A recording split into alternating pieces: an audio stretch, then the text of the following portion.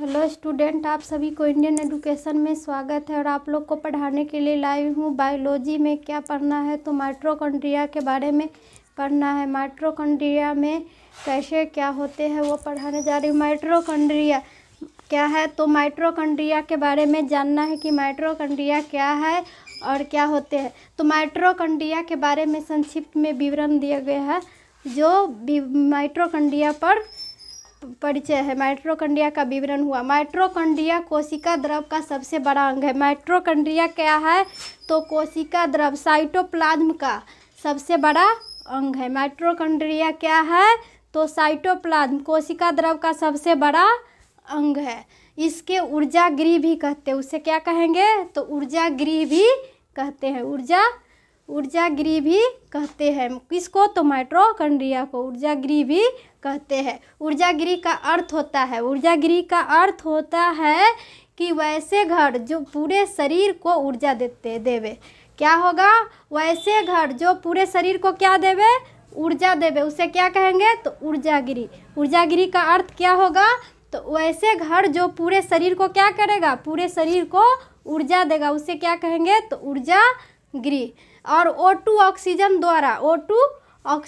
द्वारा क्या होगा, तो O2 ऑक्सीजन द्वारा श्वसन क्रिया भी होता है।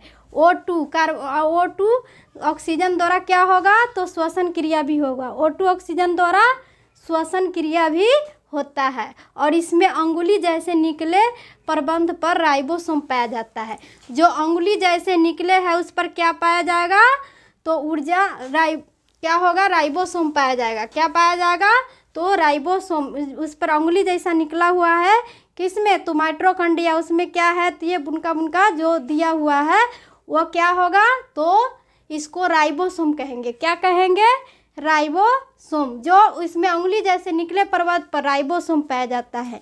अंगुली जैसे निकले पर क्या पाया जाता है, तो राइबोसोम पाया जाता है। जो क्या होगा, तो बुनका जैसा दिखाई देगा, वो क्या है, तो राइबोसोम होगा।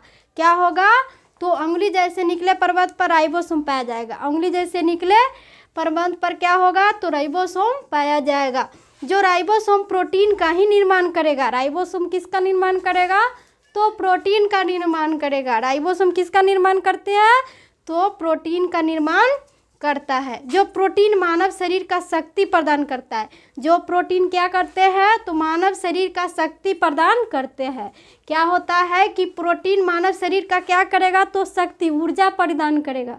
क्या प्रदान करेगा, तो ऊर्जा शक्ति प्रदान करता है। जो मसल को मजबूत बनाता है, और मसल को क्या करेगा, तो मजबूत बनाएगा, और मसल को मजबूत बनाता है। जो माइटोकॉन्ड्रिया में खराबी आने पर श्वसन क्रिया अवरुद्ध हो जाएगा। और माइटोकॉन्ड्रिया में क्या होगा, तो माइटोकॉन्ड्रिया में खराबी हो जाने पर क्या होगा, माइटोकॉन्ड्रिया में तो खराबी आने पर श्वसन क्रिया अवरुद्ध हो जाएगा। और माइटोकॉन्ड्रिया क्या हो जाएगा, तो श्वसन क्रिया अवरुद्ध हो जाने पर क्या हो जाएगा, तो अवरुद्ध हो जाएगा, तो शरीर के सारे मेटाबॉलिक क्रिया रुक जाएगा।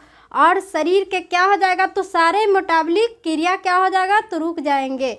और कोशिका मरना शुरू कर देगा। और कोशिका मरना क्या हो जाएगा, तो शुरू कर देगा। सेल मरना शुरू हो जाएगा। क्या हो जाएगा, तो सेल को मरना शुरू करेगा। तथा मानव मौत की मुंह में चला जाएगा। और मानव क्या हो जाएगा, तो मौत को मुंह में चला जाएगा। जब सेल मर जाएगा तो मानव का क्या हो जाएगा, तो मानव मौत के मुंह में चला जाएगा। सेल मर जाएगा तो मानव क्या हो जाएगा, मौत के मुंह में ही चला जाएगा।